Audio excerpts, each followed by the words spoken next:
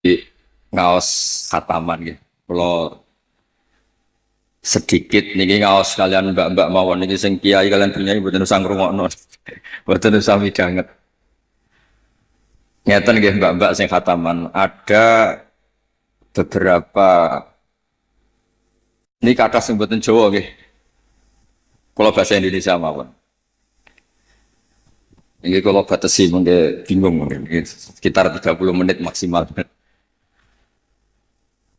Ada beberapa kaidah yang kita tidak boleh salah. Baik itu yang terkait tafsir maupun yang terkait tajwid.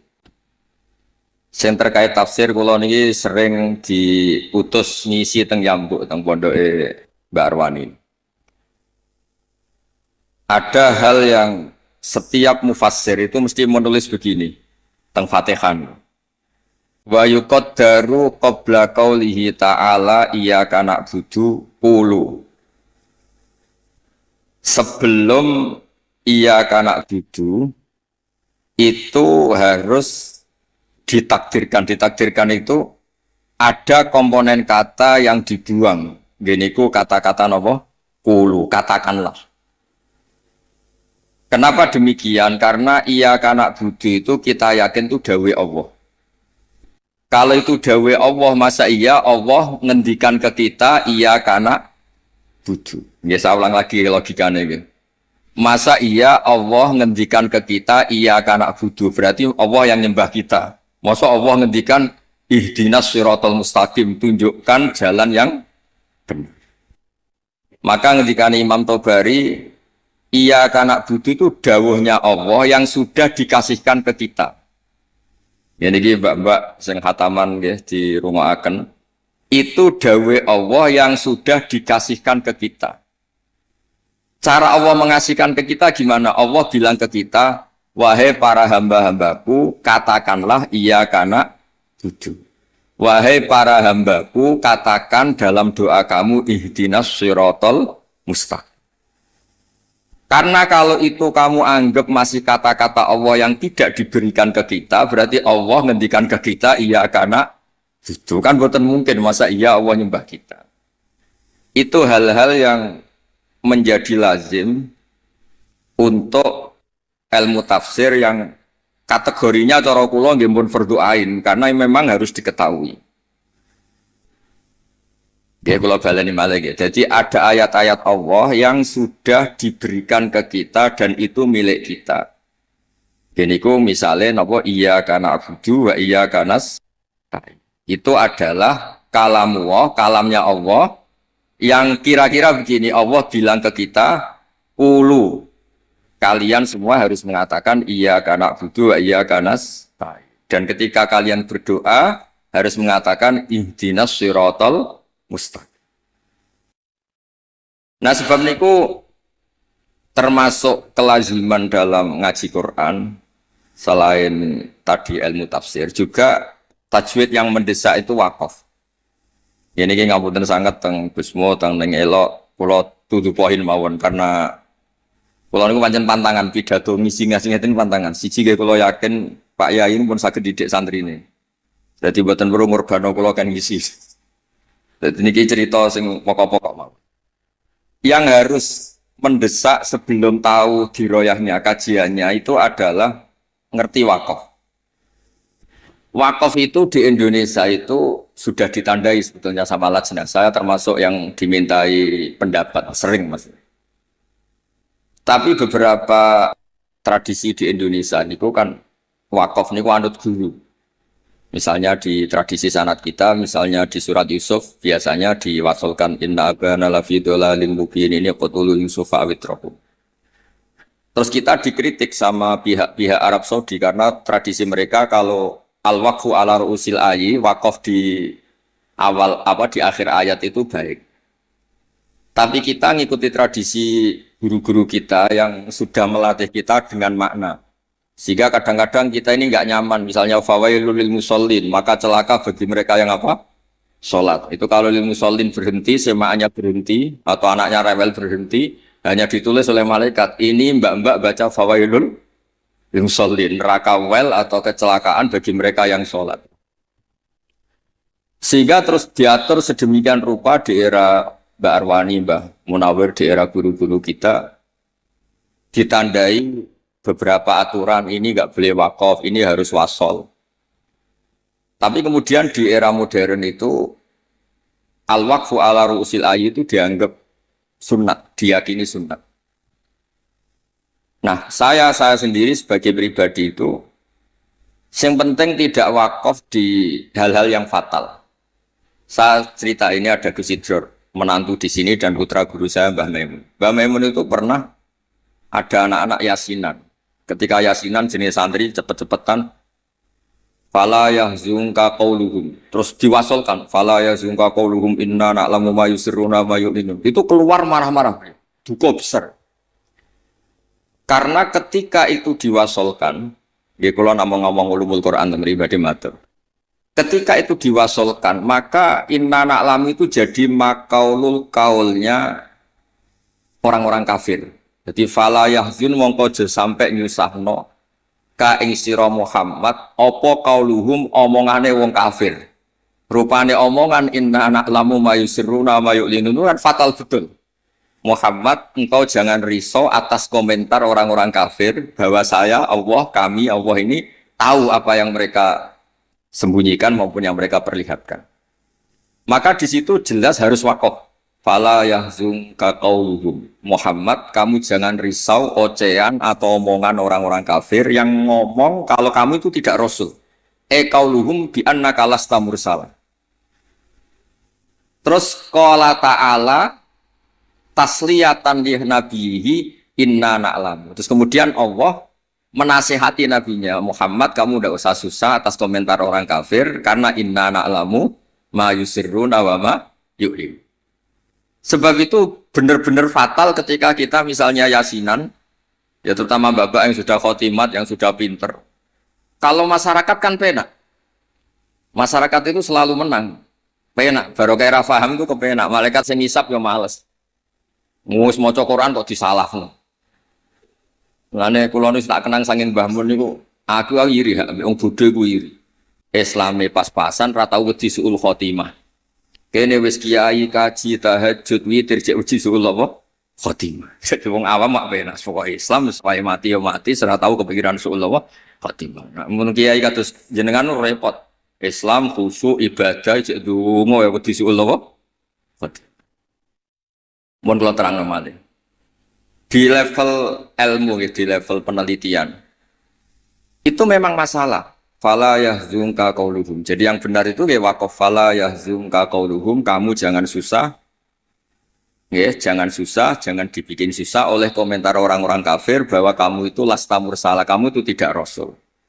Terus Allah memulai penjelasan, kamu tenang saja Muhammad, karena aku kata Allah inna na'lamu ma yusirruna wa ma yu'lin. Terus contoh malih misalnya begini. Yudkhilu may yasha'u fi rahmati. Kadang ada yang wakaf wa dzalimin. Itu kan berarti jadinya apa? Allah memasukkan rahmatnya orang-orang yang dikehendaki. Kalau kamu wasol kemudian wa dzalimin dan wakaf di wa dzalimin berarti apa? Dan Allah memasukkan orang-orang zalim di rahmatnya.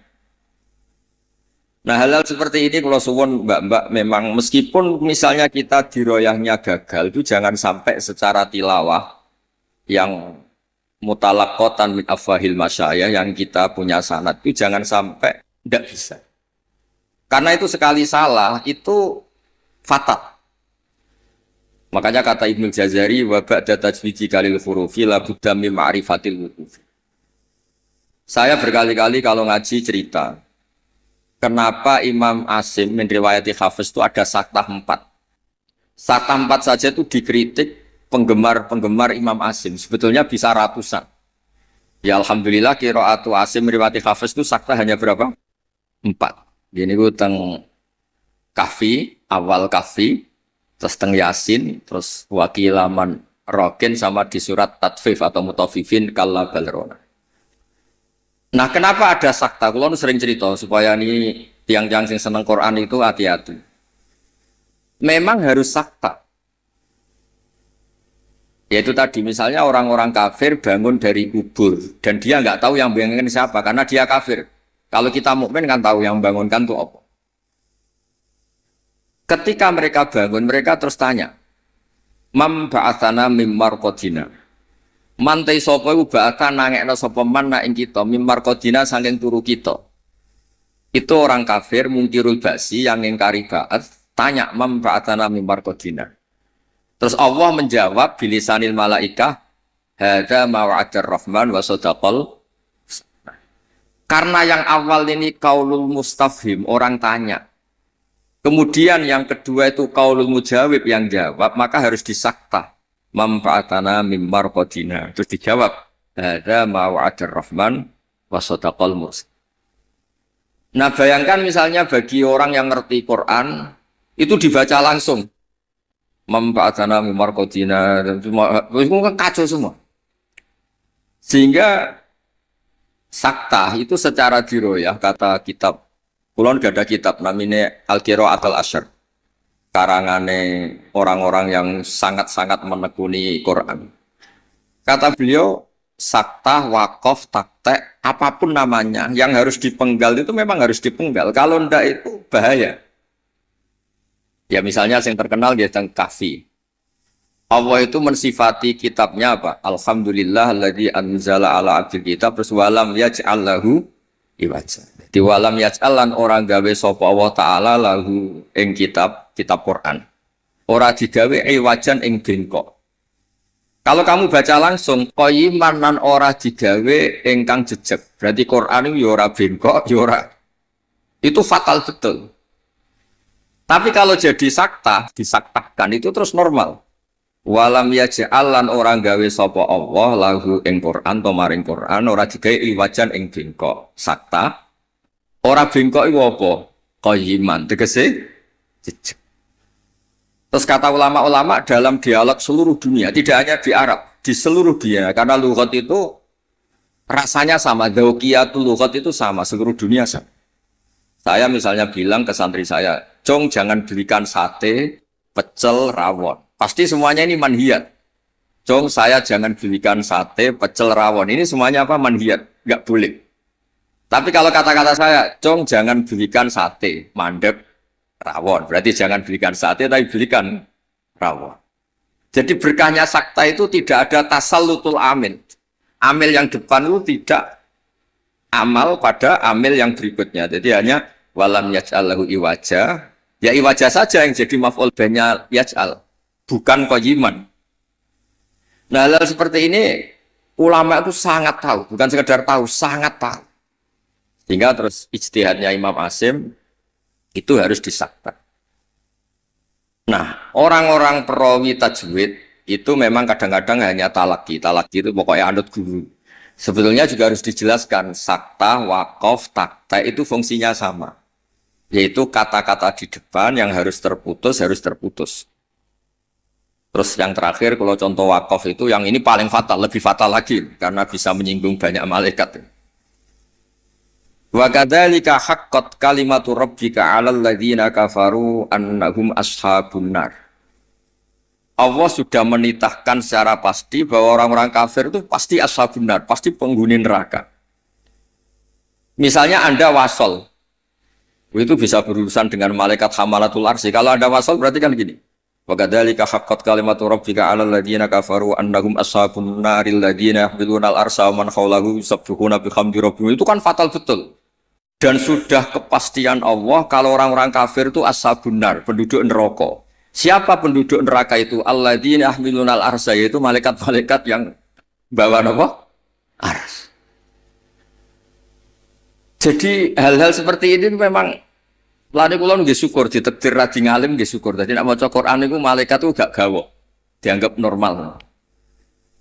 Menawa niku. Cara kula dadi malaikat roh macane Quran mungkin nggih mbak-mbak sing ngrungpati ngaji.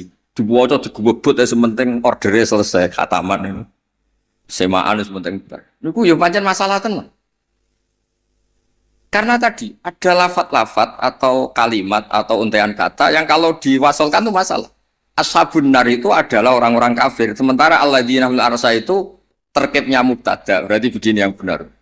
Alladzina wong akeh utawa para malaikat akeh sing yahmiluna al-arsy sak teruse ku yusabbihuna bihamdi rabbihim wa yu'minuna bihi wa yastaghfiruna lil ladzina amanu. Sekolah suwon yang babak ngeten misalnya mbak-mbak buatan kober diro ya. Gus kepengen nikah, war payu nikah, sudah serak kober diro. Soalnya ngaji, pulau nu ngertos sanate neng elok ngaos tenggene, Kiai Nawawi ngerukem ngaos tenggene Mbak Arwani. Kiai Nawawi nu koncone bapak kulo. Zaman sami-sami teng Kudus. Beliau dulu malah manggen teng pondok Buyut kulo, manggen teng Damaran Kiai Nawawi ngerukem. Jadi ketika niki kalau ngomong namun fokus ulumul Quran. Jadi terus dikaranglah kitab-kitab ulumul Quran yang spesial wakaf. Karena wakaf itu yang paling fatal kalau salah itu paling fatal. Ya ada soal misalnya wa kadzalika haqqat kalimatu rabbika 'alal ladzina kafaru annahum ashabun nar kok terusane diwasolno alladzina hamilunal ars. Itu malaikat aras bicara bener. Biasa semaan ngawur masuk malaikat hamalatul arsi jadi ashabun itu kan fatal. Garo-garo. Mulane donga mawon sampean. Mulane nek sampean Qur'ane fakofera bener maca sing cepet ae. Dadi malaikat ora kok bernilai mergo bingung terus. Dadi malaikat kaya sing nyemak delok pojok etok. Karena sekali maca mbok jiwai jebule salah itu malah napa? Malah fatal. Mau niki sing kedua kalau cerita syifa. Quran itu syifa, obat atau solusi. Ini juga penting dijelaskan. Ketika kita nekuni ilmu astronomi atau falak, itu Quran cerita dan itu pasti benar karena bisa dibuktikan. Gini gue misalnya cerita Asyamsu wal qamaru bil husban. Allah itu bikin matahari dan bikin rembulan itu untuk hitungan. Makanya ketika Allah di ayat lain huwallazi ja'ala syamsa diya'aw wal qamara nuran wa qaddarahu manazila li ta'lamu 'adadas sinina. Kemudian ada tahun Syamsiyah yang kebetulan terkenalnya di Indonesia itu tahun Masehiyah atau Miladiyah. Sebetulnya itu tahun Syamsiyah, enggak ada hubungannya dengan Miladiyah. Kemudian yang satunya Qamariyah. Sebetulnya ya Qamariyah. Karena yang Syamsiyah sudah milik sebelah dikatakan Miladiyah, terus Sayyidina Umar itu memaklumatkan ya sudah yang Qamariyah katakan Hijriyah sehingga kita ini punya. Makanya ada Miladiyah, ada apa? Hijriyah. Itu hakikatnya adalah Syamsiyah sama apa? Qamariyah. Sehingga peneliti astronomi itu juga suka sama Quran. Karena itu juga memenuhi hasrat mereka yang suka ilmu. Terus lasamsu yambaghi laha an tudrikal qamara wal lailu sabiqun nahar dan seterusnya dan seterusnya. Kemudian ada orang itu juga suka sosiologi, suka ilmu sosial. Dan itu yang saya sering setiap misi di Jogja mesti saya itu cerita ilmu sosial. Ilmu sosial itu kebetulan bapak sosiologi itu yang paling dikenal jenis Ibnu Khaldun. Punya kitab namanya Muqaddimatu Ibnu Khaldun. Kalau sinau tenanan, dia sinau tajribah, maksudnya penelitian sosial juga sinau kitab-kitab. Kata Ibnu Khaldun begini, dan ini harus dihayati, dilakukan ketika mbak-mbak pulang. Andai kan Rasulullah SAW itu setiap hari bisa terbang Mekah Madinah, setiap hari Mi'raj. Tapi Nabi itu kikir misalnya, tentu ini misalnya, kikir, setiap ketemu orang itu misoi, ketemu orang itu menyakiti, merugikan. Itu tetap tidak akan diikuti. Jadi misalnya kulon gadah kiai atau gadah konco, sing tiap hari itu terbang di Mekah, Jumatan ini Mekah, Popo ini Mekah terbang gitu numpak pesawat, ngirit keramat tapi ngirit. Tapi dia medit, nak diutang kulo ya ora nyaur, ketemu kulo misuh, tetap tidak saya hormat. Tapi kalau dia orang kebanyakan, nggak bisa terbang, nggak bisa apa, ambek kulo lomo, ambek kulo santo, nggak pernah merugikan saya, tetap saya hormat. Sehingga para pakar-pakar di seluruh dunia itu menghormati betul sisi sosiologi Quran. Gini kok Allah ngendikan tentang kekasih, Fabima rahmatim minallahi lintalagum walau kunta faddun ghalidhal qalbi lan faddu min hawlik. Muhammad, kamu dicintai orang banyak itu karena layinal janib. Kamu itu santun, kamu itu menarik, kamu itu simpatik. Walau kunta faddun ghalidhal qalbi lan faddu min hawlik. Kalau kamu itu angkuh, keras hati, orang sekeliling kamu pasti bubar. Misalnya kula nu wonten Zaid, bedino iso terbang ning Mekah. Bariku kok nyolong pitik kula, tetep tak ora tak arani maling, ora tak arani wong keramat, tapi tak arani maling. Wong iso terbang Mekah tapi wong nyolong pitik tetep tak arani maling, mboten tak arani tiyang napa? Tapi ra iso terbang ning Mekah. Tapi ngekei sampean alpat, tetep ki matur nuwun wong apik. Nah, sehingga ini ngendikan ulama, bukan ngendikan kula. Sehingga mukjizatnya Nabi Muhammad SAW itu ya peradaban itu. Bu istuli utamima makarimal akhlak. Peradaban. Yaitu mukjizat Nabi terbesar ya peradaban itu. Sehingga kenangannya orang-orang kafir masuk Islam mesti tanya, kenapa kamu Islam? Saya ini kenal, nyebutnya masih jangkar, saya ini kenal Muhammad tuh lama. Dan kenangan saya itu layak dibu alan nas. Dia tidak pernah bohong pada manusia.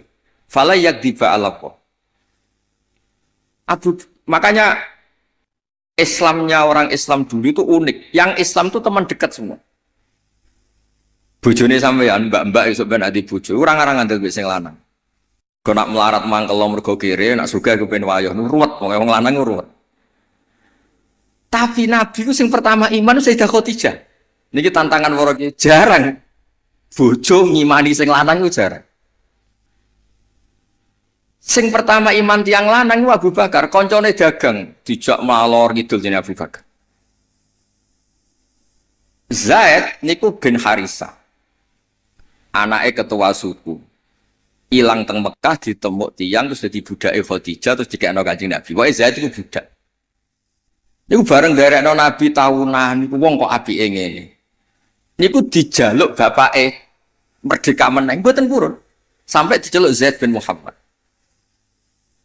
Intinya ngeten, Islam itu apa? Dawe pangeran amlam ya'rifu rasulahum fahum lahum munkirun. Muhammad ini figur yang saya lepas dan Anda bisa ngecek bapaknya siapa, keluarganya siapa, perilaku sosialnya kayak apa, punya reputasi bohong apa enggak, punya. Makanya ketika Nabi pertama dakwah, lau akhbartukum, ara'aitum lau akhbartukum. Saya kalau cerita ke kamu bahwa sekarang di balik gunung itu ada pasukan yang mau menyerang kita. Akun tumusaddiqi, apa kamu percaya sama saya? Semua zaman itu jawab, majarobna alika kadiban. Muhammad selama ini saya tidak pernah kami itu bohong. Sehingga ketika Nabi memaklumatkan diri jadi Nabi, yang pertama-pertama beriman ya Sayyidah Khadijah, Abu Bakar. Karena ya alasannya, selama ini kenangan saya itu gak pernah dibohongi Muhammad. Kalau dia tidak bohong sama manusia, maka tidak akan bohong sama Allah Subhanahu wa Ta'ala. Sehingga mukjizatnya Hadaddin itu ya peradaban itu. Ya saya ulangi, mukjizatnya Hadaddin ya peradaban. Sehingga agama ini dibawa mulai Rasulullah sampai Wali Songo sampai sekarang. Kiai yang diikuti orang banyak ya yang peradabannya baik. Baik itu bisa manfaat atau paling tidak merugikan orang lain. Coba kalau saya misalnya jadi kiai terus dapat mukjizat tongkatnya Nabi Musa, itu untuk apa? Tuh? Bingung kan? Tak sebelah no segoro nak ramandi yuisin, terus nak mandi yo dikomplain pas itu kapal-kapal tongkang. Terus rusak kabeh kan, ono kapal feri, kapal tongkang, kapal pesiar gara-gara kula latihan jaduk malah tenggelam kabeh kok ono nabi kon ganti rugi kan malah repot. Lah nek ora mandi jarene ora mandi. Tapi hadal Quran kata semua ulama bukan satu, semua Quran. Mukjizatu Rasulullah SAW paling top gitu kan. Apa itu? Jadi ku peradaban. Kulo nu sering cerita tentang santri-santri. Kamu punya teman Zaid, ketika berteman dengan kamu, Zaid ini miskin, kamu kasih uang, kamu santuni, kamu sayangi. Itu ketika dia jadi menteri atau pejabat di Jakarta, kamu ketemu itu pede. Karena apa? Hubungan kamu itu yunfikun. Al-yadul ulya khairum al-yadis sufla. Makanya pertama Quran itu cerita orang baik itu siapa? Wa mimma razaqnahum yunfikun. Jadi orang medit itu yang mangkel lo tenan. Saya hidup di Jogja lama, sering teng Jakarta. Saya tuh merasa dilindungi itu ya oleh konsep sosial Quran. Kalau ketemu orang itu gimana? Alladzina yunfikuna fis-sarra wa dharra. Usahakan kalau ketemu orang lain itu berkontribusi. Ketika kecewa wal kadhiminal ghaidha. Ketika kecewa itu ya tidak usah meledak-ledak terus miso-miso maksudno. Maksudno nak ra mandi yo isin, nak mandi ngrugekno wong Islam. Jadi kemungkinan dua-duanya itu buruk. Ya nak ramadisin, nak mandi ngrugekno wis. Terus wal afina anin nas, ketika kecewa itu mudah memaafkan. Semua orang yang diterima banyak orang, itu pasti ya itu. Dia dermawan, paling tidak ada merugikan orang lain. Ketika kecewa wal kadhimin al itu bisa mengendalikan emosi wal afina anin. Sebab itu saran kula terakhir teng Mbak kula boten kepengen ngaji sing aneh-aneh ini sing otoritatif. Sayyidina Ali itu kalau ngandani orang masalah sosial itu gampang. Kata beliau, ahsin man syi'ta takun amiro. Kamu baik saja sama seseorang, pasti kamu jadi pemimpinnya. Kita misalnya pergi, misalnya pakai Innova. Innova itu milik kita, sing melok numpang ya tetep mbok warungno, kamu baik, takun amiro. Pasti kamu pemimpinnya, karena kamu al-muhsin yang baik. Terus, wahtas ilaman syi'ta takun asiro. Silakan aja jadi orang murahan. Ketemu menteri ingin dikasih uang, ketemu kiai ingin dikasih uang, ketemu teman kepengen dikasih. Takun asiro, pasti kamu jadi pecundang. Wastaghni amman syi'ta takun nadhiro. Kamu jangan pernah butuh sama orang lain, maka kamu akan setara. Karena kita tidak butuh dia, kita setara. Orang itu sampai nyuwun sewu murahan dan tidak punya harga diri karena sering butuh sama orang lain. Kalau tidak, pasti kita setara. Nah itu, ilang-ilang apa? Ahsin man syi'ta takun amiro. Wahtas ila man syi'ta takun asiro. Wastaghni amman syi'ta takun nadhiro. Sehingga ketika Islam dibawa ke Eropa oleh Abdurrahman Dakhil, Bani Umayyah, dan Islam dibawa kemana-mana, termasuk Wali Songo di Jawa, di Indonesia. Itu mesti yang ditontonkan, yang disejarahkan, mesti hal-hal sosial. Kayak Sunan Giri ya terkenal.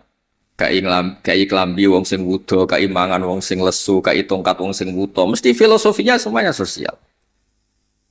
Dan sosial ini yang akan ngawal kita ila yaumil. Ya. Makanya kalau suwun pun boten usah bayangno wiridan terus dadekno jenengan keramat boten. Kula bolak-balik matur teng semua kesempatan ngaji dawuh Ibnu Khaldun, hadza Rasulullah ahabbul khalqi ilallah. Ini Rasulullah, orang paling dicintai Allah. Itu saja kena khitab walaupun tafadzun ghalidul qalbi lan faddu min khair. Rasulullah sing man uyida bil kauni kulli, orang yang bisa memanfaatkan alam raya ini sebagai mukjizatnya. Nabi bisa ngendikan sama kata, Nabi bisa ngendikan sama dob. Wad-dob wal ghazala yasyadani laka birrisalah. Hewan-hewan yang enggak bisa ngomong itu sakit ngomong, menyaksikan kalau Nabi itu Rasul. Batu bebatuan di Mekah salam sama Nabi. Kalau engkau ini ya Rasulullah. Itu pun kalau Nabi salah secara sosial, misalnya Nabi kok senang misoh, senang merugikan orang lain, itu tetap lanfaddu min khaliq, orang akan bubar. Makanya ketika Ibnu Khaldun, hadza Rasulullah ahabbul khalqi ilallah. Itu saja kena aturan harus sosialnya baik. Kalau ndak lanfaddu min khaliq. Jadi walaupun tafadzun khalidul qalbi lanfaddu min khaliq. Padahal Nabi ini kata Ibnu Khaldun, man lau sya'a uyida bil kauni kulli. Orang yang kalau Allah menghendaki bisa memanfaatkan seluruh alam raya ini sebagai kekuatan mukjizat. Itu saja harus ngikuti tatanan apa?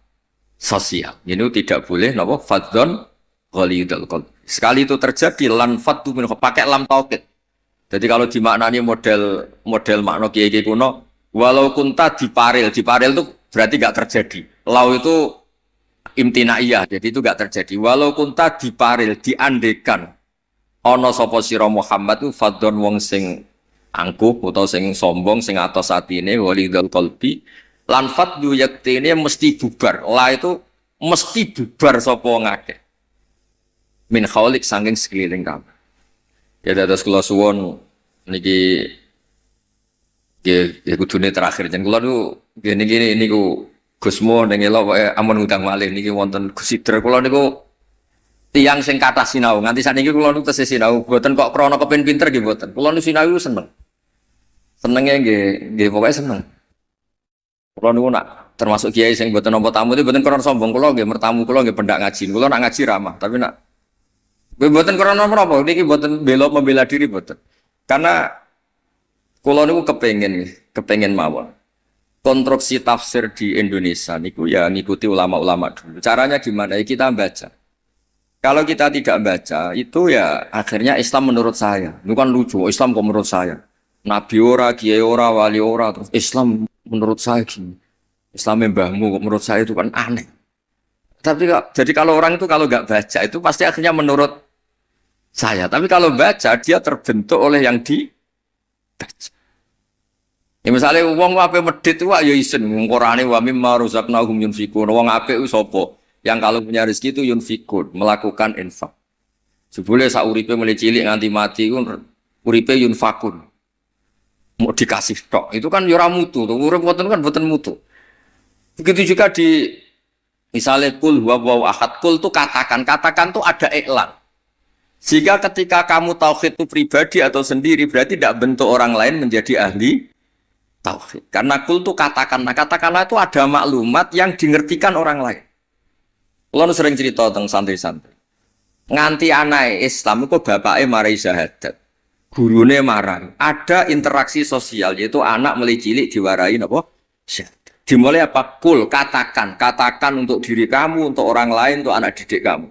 Berkahnya dikatakan yang diajari menjadi menjadi tahu terus Islam keberlangsungannya sampai ila yaumil. Nah misalnya terus kiai gelendam atau mulang sementing gak ngelarani wong takok iso meneng kan yo ruwet. Diroyahnya gimana? Diroyah itu kajian. Ono wong takok alamat. Pudi pondok Darul Quran meneng. Pudi langitan meneng. Bukan mangkel. Mulane dawuh ulama-ulama itu hadza syaitonun akhras. Iku ora wong meneng asukut asalam ngoten iku setan sing bisu. Karena sebagian kebenaran memang harus kul apa? Kul katakanlah, kulu katakan. Lah kula ngertinya tengi baru kayak moco. Kenapa harus ada kul? Andaikan Nabi itu tidak mengatakan kebenaran, ya kita tidak tahu kebenaran itu apa. Ya setidaknya kebenaran itu dimaklumatkan, disosialisasikan sehingga kebenaran menjadi nilai disebut kul huwallahu. Jadi ini mukjizat-mukjizat yang akan menambah kita ila yaumil. Ya, ngoten mawon nggih mugi-mugi manfaat. Assalamualaikum warahmatullahi wabarakatuh.